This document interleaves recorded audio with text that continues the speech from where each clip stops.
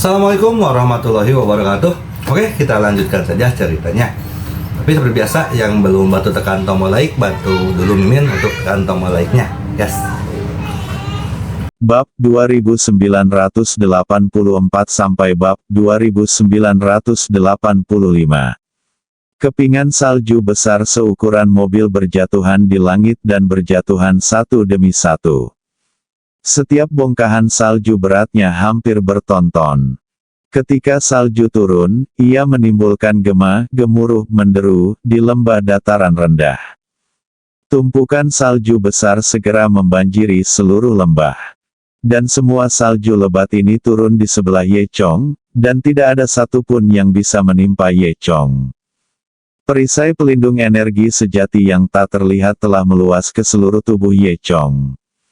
Ketika bongkahan salju menghantam penutup pelindung ini, mereka hancur berkeping-keping satu demi satu. Ye Chong tidak memperhatikan longsoran salju, dia masih melihat ke atas dan melihat titik hitam yang jatuh bersama longsoran salju. Bintik hitam itu jatuh dari puncak gunung dan semakin membesar, seolah-olah sedang berenang dalam longsoran salju, menembus salju seperti pemain ski ulung. Ketika dia tiba di dekat Ye Chong menyadari bahwa ini adalah orang yang aneh. Pria ini mengenakan pakaian hitam dan topi hitam. Pakaiannya tampak tidak manusiawi. Yang paling aneh adalah tinggi orang ini hanya kurang dari setengah meter, sama dengan tinggi anak berumur 3 tahun. Namun tingkah lakunya bukanlah sesuatu yang bisa dicapai oleh seorang anak. Pria kecil ini, yang mengenakan sepasang sepatu kulit hitam, telah melintasi beberapa balok salju besar hanya dalam beberapa klik, dan kemudian jatuh lurus ke bawah menuju tempat Ye Chong berdiri. Dari kejauhan, Ye Chong merasakan kekuatan tirani. Detik berikutnya, hanya terdengar suara, ledakan, dan anak itu langsung mendarat di tempat Ye Chong berada seperti bom. Kekuatan jatuhnya pria kecil ini jauh lebih besar daripada kekuatan bertonton salju. Hanya dengan satu sentuhan, pria kecil itu menghancurkan perisai energi pelindung Ye Chong. Pada saat yang sama, tubuh Ye Chong berkibar dan dia sudah mundur 10 meter. Dan pria kecil itu mendarat di tempat Ye Chong berdiri tadi, dan terdengar ledakan keras, seperti bom meledak. Buntut dari ledakan besar menyebar ke segala arah, langsung memenuhi seluruh lembah. Salju tebal yang semula turun dari langit terpengaruh oleh kekuatan tersebut dan berubah menjadi ribuan kabut salju lagi, meledak ke arah sekitarnya. Jika seseorang berdiri di puncak gunung dan melihat keluar saat ini, dia akan melihat pemandangan yang indah ini. Seolah-olah seseorang menaburkan genangan bubuk pada permukaan drum, lalu memukul permukaan drum dengan keras hingga bubuk tersebut beterbangan. Gelombang kejut berkekuatan besar ini mampu menahan longsoran puluhan juta ton dalam sekejap. Setelah setengah menit, gelombang kejut berangsur-angsur menghilang, dan longsoran salju, yang awalnya sangat kuat, menjadi semakin melemah karenanya. Setelah lelaki kecil itu mendarat, seluruh tubuhnya hampir tersembunyi dalam kegelapan. Dia mengeluarkan suara dingin, "Apakah kamu yang berani menantang Ghost Road?" Ye Chong memandang ke pihak lain, tapi dia tidak menyangka bahwa Ghost Road memiliki master seperti itu. "Ada begitu banyak setan dan monster di alam hantu, jadi aku akan membunuh mereka semua hari ini," kata Ye Chong dengan tenang.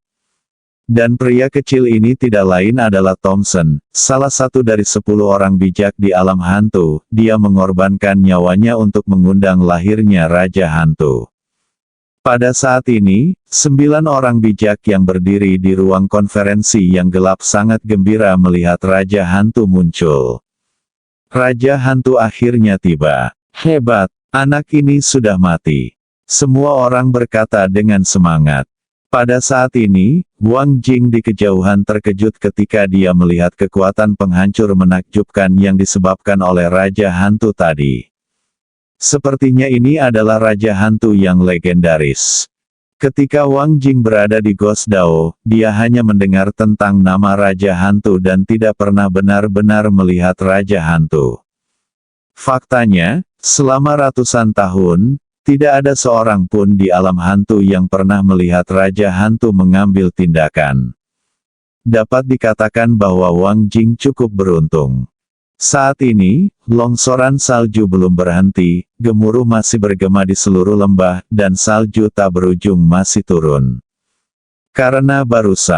Karena kekuatan Raja Hantu, salju meratakan lembah dan terus jatuh ke jurang tak berujung di bawah. Entah berapa lama hingga suara gemuruh itu berhenti. Pada saat ini, gerbang seluruh pangkalan jalan hantu hampir tertutup salju selama ribuan tahun. Tentu saja, karena Qidao berani membangun markas mereka di sini, mereka sudah memikirkan tindakan balasan. Meski sepertinya telah terkubur, markas dan orang-orang Qidao masih ada di sana.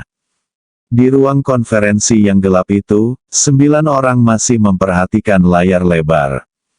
Setiap orang adalah seorang kultivator yang sangat terampil, dan tidak ada yang akan menganggap serius Suebeng. Tapi saat salju turun tadi, salju tidak turun di sekitar Ye Chong dan Raja Hantu. Keduanya menggunakan ki pelindung tubuh untuk menghindari salju. Oleh karena itu, salju di sekitarnya penuh, tetapi tidak ada salju di sekitar kedua orang ini. Ketinggian salju sudah mencapai 5 meter, menghalangi garis pandang antara dua orang. Meskipun Wang Jing di kejauhan terkena dampak longsoran salju, dampaknya relatif kecil. Dia masih berdiri tegak mengamati situasi di sini dari kejauhan. Tapi saat ini, yang bisa dia lihat hanyalah lembah yang terkubur salju, Ye Chong dan Raja Hantu sepertinya tertutup salju. Lalu, hanya ada ledakan, Raja Hantu pertama-tama terbang keluar dari salju, dan kemudian meninju Ye Chong di tempatnya. Sebuah pukulan meluncur ke salju, menciptakan kawah besar, dan Ye Chong terbang keluar tanpa terluka sama sekali. Keduanya sudah menginjak salju, saling memandang, terpisah ratusan meter. Pada saat ini, Ye Chong dapat dengan jelas melihat wajah menakutkan Raja Hantu itu. Matanya telah berubah menjadi warna hijau tua karena melakukan cara jahat. Raja Hantu memandang Ye Chong dan berkata, "Sepertinya saya sudah lama hidup dalam pengasingan. Dunia berubah begitu cepat. Beraninya junior seperti Anda berani menantang cara hantu. Dalam istilah Cina Anda, itu benar-benar tidak biasa." Ye Chong mengejek, "Kamu benar-benar banyak bicara, aku di sini bukan untuk mendengarkan omong kosongmu." Mendengar ini, Raja Hantu tidak marah, dia hanya mencibir dan berkata, "Aku telah hidup selama hampir 1000 tahun, dan seorang jenius sepertimu junior, aku telah melihat banyak hal. Menjadi seorang jenius adalah hal yang baik, tetapi jika kamu tidak tahu bagaimana menahan diri, kamu akan mati dengan menyedihkan." Kata Raja Hantu. "Apa? Semua tinggi badanmu ada di lidahmu. Apakah kamu terlalu banyak bicara omong kosong?" Kata Ye Chong. Ye Chong berkata bahwa Raja Hantu itu penuh omong kosong dan pada saat yang sama mengejek tinggi badannya. Karena alasan alami, tinggi badannya bertolak belakang dengan Raja Hantu.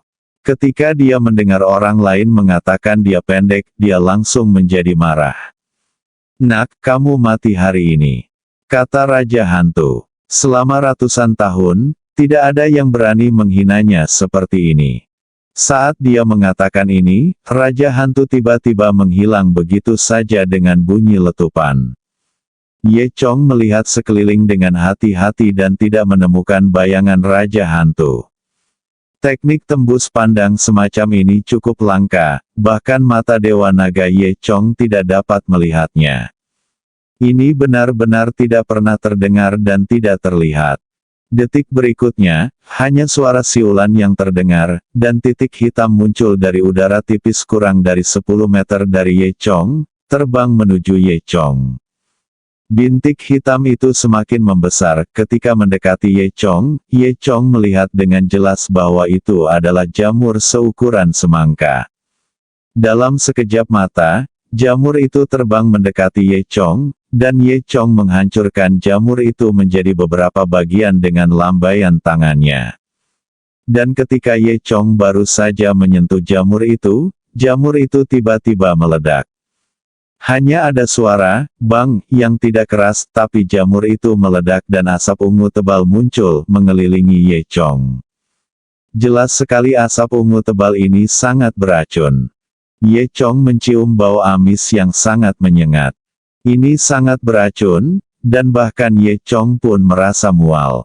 Tahukah Anda tubuh Dewa Naga Ye Chong kebal terhadap segala racun dan tidak takut terhadap racun apapun? Sekarang ia merasa mual, itu sudah cukup untuk menunjukkan betapa kuatnya racun itu.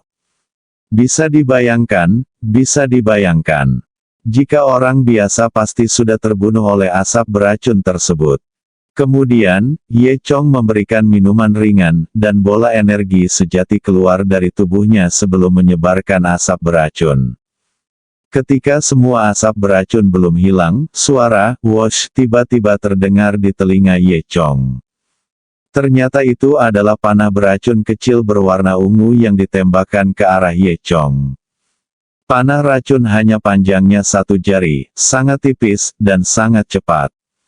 Ye Chong bereaksi dengan cepat dan menjentikkan panah beracun itu dengan suara dentang. Pada saat yang sama, Raja Hantu muncul, sudah di depan Ye Chong, kurang dari 5 atau 6 meter jauhnya.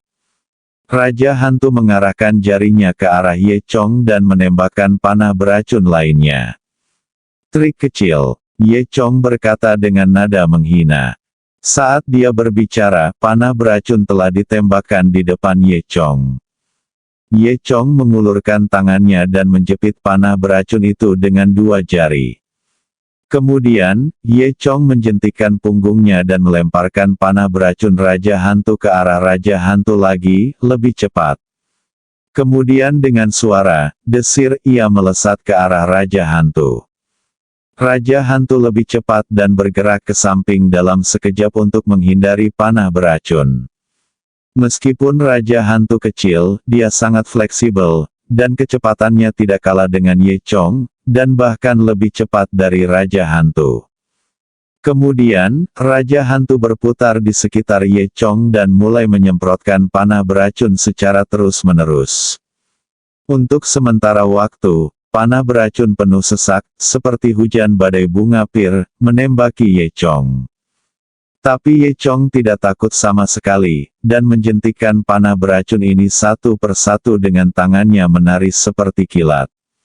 Namun, kecepatan Raja Hantu ternyata lebih baik, dan beberapa panah beracun masih menembus tubuh Ye Chong. Jarum beracun ini mungkin tampak kecil, tetapi daya tembusnya sangat kuat. Sebelumnya, pedang bintang kembar hantu tidak meninggalkan bekas apapun di tubuh Ye Chong, namun panah beracun Raja Hantu ini mampu menembus tubuh Ye Chong dengan ringan. Tahukah Anda, Ye Chong adalah tubuh yang tidak bisa dihancurkan dan bisa ditusuk dengan ringan, harus dikatakan bahwa kekuatan Raja Hantu ini telah mencapai tingkat yang luar biasa.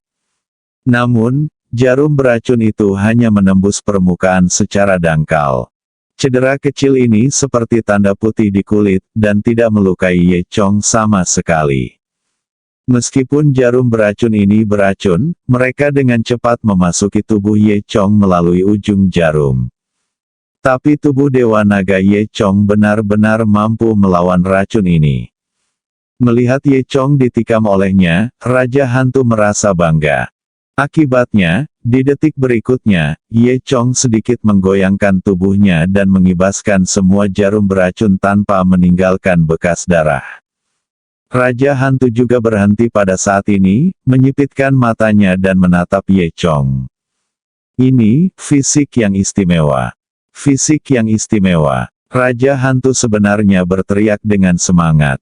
Jie, ini tubuh dewa. Setelah ratusan tahun, akhirnya aku memiliki tubuh bagus ini. Raja Hantu berkata dengan gila. Ada keserakahan yang tidak bisa disembunyikan di matanya. Melihat Raja Hantu yang menjadi gila, Ye Chong langsung mengerti apa yang ingin dilakukan Raja Hantu. Raja hantu ini ingin mendapatkan tubuh dewanya sendiri. Ternyata Raja hantu ini terlahir dengan perawakan pendek yang merupakan penderitaan abadinya. Meski dia berlatih selama ribuan tahun, dia tetap tidak bisa mengubah tubuh pendeknya. Raja hantu memiliki kemampuan mengusir jiwa dan merebut tubuh, serta dapat menempati tubuh orang lain. Namun, mantra pencuri jiwa ini hanya memiliki satu kesempatan untuk digunakan. Tubuh biasa tidak bisa menampung kekuatan Raja hantu yang kuat, jadi dia tidak pernah menemukan tubuh yang cocok. Sekarang, Raja hantu telah bertemu dengan Dewa Naga seperti Ye Chong, bagaimana mungkin dia tidak bersemangat? Bukankah tubuh dewa seperti ini yang selalu dia inginkan? Raja hantu berkata dengan penuh semangat, jika kamu memberitahuku bahwa ada tubuh dewa seperti itu, orang bijak kecil itu tidak akan mati, jie. Orang bijak kecil yang dia sebutkan tentu saja adalah Thompson yang dikorbankan. Untuk mengeluarkan Raja hantu, Thompson mengorbankan nyawanya. Jika Raja hantu mengetahui bahwa Ye Chong memiliki tubuh Dewa Naga, dia akan keluar tanpa pengorbanan Thompson. Tentu saja, ini semua tidak masuk akal, dan Raja hantu hanya mengatakan ini karena gembira. Dia tidak peduli sama sekali apakah Thompson kecil itu hidup atau mati. Setelah mengatakan itu, Raja hantu tertawa keras, seolah tubuh Ye Chong sudah menjadi miliknya. Kemudian, Raja hantu muncul lagi dan menghilang. Segera setelah itu, selusin bom jamur muncul dari udara tipis di sekitar Ye Chong, berputar di udara dan terbang menuju Ye Chong. Ketika pertahanan Ki Ye Chong bersentuhan dengan jamur ini, mereka meledak satu demi satu. Kali ini, beberapa jamur mengeluarkan asap beracun berwarna ungu, dan beberapa jamur mengeluarkan asap beracun berwarna hijau, yang masing-masing berbeda. Asap beracun hijau yang lebih beracun sebenarnya merusak energi Ye Chong yang sebenarnya sedikit demi sedikit. Dalam waktu kurang dari beberapa detik, perisai Zenki di sekitar tubuh Ye Chong terkorosi oleh asap beracun. Namun, meski asap beracun menyentuh kulit Ye Chong, tidak akan melukai kulit sama sekali. Raja hantu sudah tahu bahwa jamur beracunnya tidak efektif melawan Ye Chong.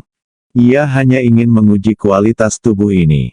Melihat jamur beracunnya tidak dapat melukai Ye Chong sama sekali, dia menjadi semakin bahagia dan tertawa gembira. Kemudian, Raja hantu mengeluarkan pedang emas panjang dari senjata ajaib luar angkasa di pinggangnya. Pedang itu bahkan lebih panjang dari tubuhnya dan terlihat sangat tajam. Nak, kamu merasa tersanjung. Kamu adalah orang pertama dalam 1000 tahun yang mengizinkanku menggunakan pedang iblis ini, kata Raja hantu. Ye Chong berkata dengan jijik, apakah kalian semua sampah mengatakan ini? Raja hantu berkata dengan marah, mencari kematian. Bersambung.